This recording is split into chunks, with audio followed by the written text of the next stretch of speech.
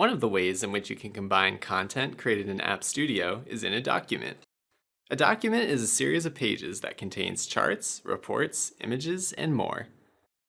These can be output in an online format, such as HTML or an analytic dashboard, or in distributable and printable formats, such as PDF or PowerPoint. In App Studio, you can use the document canvas to create documents and analytic dashboards, from which you can design reports, coordinate layouts, and distribute layouts that are made up of multiple reports and charts. To access the document canvas, right-click a folder in the Environments tree, point to New, and click HTML/document.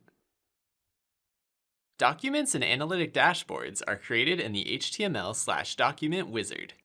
When you choose to create a document in the wizard, a number of formatting options are available. You can pre-select the output format from a list of common output types that can be opened in a browser or in Microsoft Office tools. The Coordinate Report option parameterizes the content that you add to the document. If the charts and reports that you use share a common sort field, that sort field will be used to burst the content across multiple pages.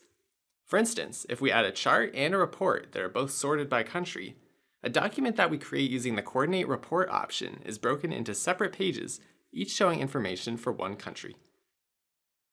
You can also set the page size and orientation, and the units that define the position of each object.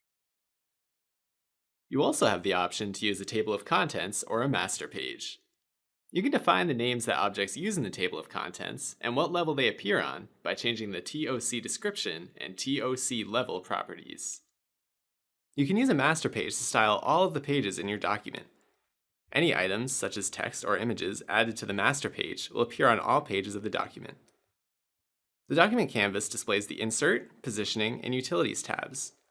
Use the Insert tab to add components, pages, a table of contents, a master page, and an overflow page to your document.